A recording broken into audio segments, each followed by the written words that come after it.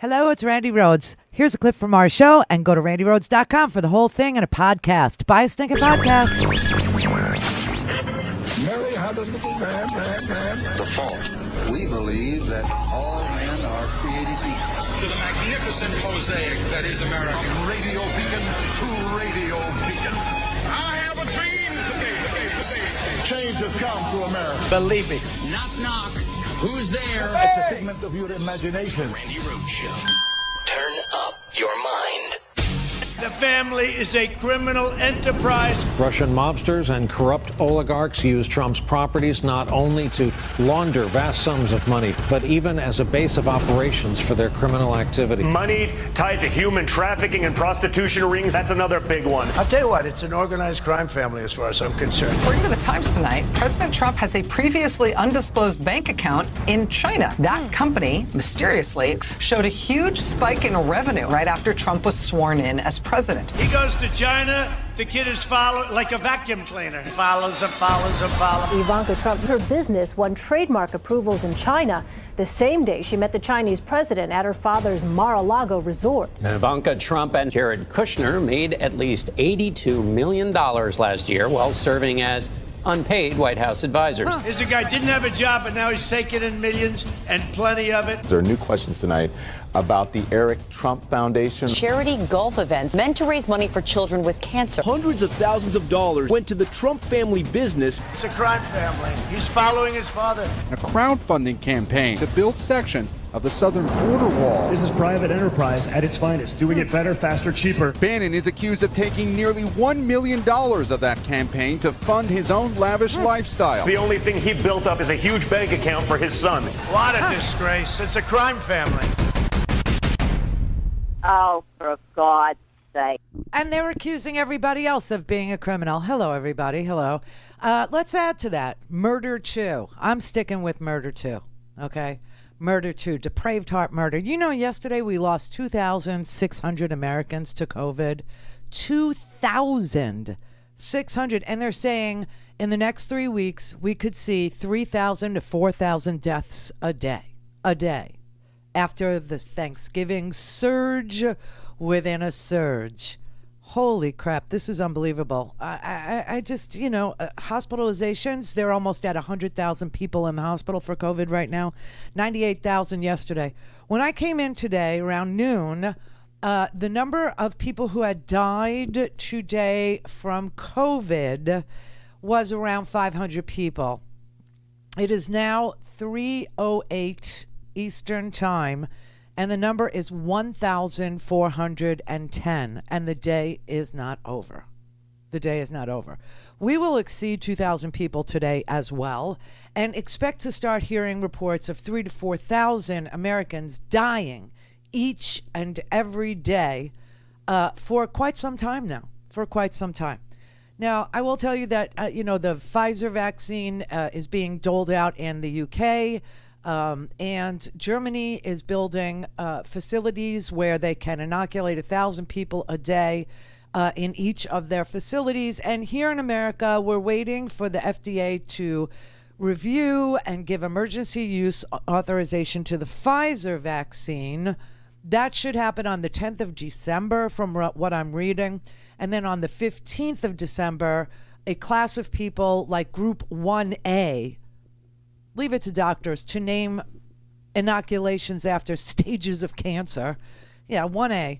The 1A group will be healthcare workers who are tending to COVID patients because obviously they're at the most risk. And then senior living centers. I don't even know if it's senior living. I shouldn't even put it that way. I don't know if it's just nursing homes, skilled nursing homes, senior living, assisted living, independent living. I don't know. So that and then on the 17th of December, they'll meet again, the FDA, to review the Moderna vaccine and see if that should get emergency use authorization. But I will tell you this, in a weird way, and this is so selfish. This is so, listen, I'm honest, okay? I'm sort of glad that other people are going first. So I could see like what it does to them before I shove it in my arm. Now, I know it's not live virus. I understand what it is. I understand it is a form of RNA, and I understand what it does. It tells your body, to create this spike in a protein that mimics coronavirus so that your body thinks it has it and creates antibodies for it. I get it. But I want other people to go first. I'm so sorry. And if it's people in the UK, sorry, UK, go ahead, go for it, go first. I have friends of mine who are saying things to me, and believe me, they're not, they're not the wackadoodles. I do have wackadoodle friends. I have QAnon friends. You know that, right? The girls at the salon, with very few exceptions, they're yes. Oh no, they're Trump supporters. Not my Angie, no. But we whisper to each other because we can't speak freely in the United States of America about our political views. No, we can't. And now we're all masked and stuff, so it's very difficult. We have to actually bend in and, and everybody knows we're talking about them. They just do. But it's okay because they're paranoid anyway, so let them think that on top of their paranoia. So, but your hair looks beautiful. Yeah. Can I say that? Yeah, thank you. It's very clean. It's like super clean. I just had my hair washed. It's Wednesday. Wednesday is hair day. If I have time. I had time today. But honest to God, man, this is like, and so we were talking, Angie is from Wales. She's a citizen, but, she's been here, 30 years, 40 years, some crazy amount. She came when she was 20, so she's 30 years. And so we're whispering to each other, and I said to her, I'm very glad that your people are going first. I'm very glad. And somebody said, I don't care if it's bleach. I'm over this. Just stick it in me. I mean, that is the level of exasperation around me in my life. But I am glad that other people are going first, I have to say, especially that they're doctors and nurses, because they will know right away, this is a side effect, or I have a headache, or, oh crap, I'm running a fever, or, oh, I feel sick.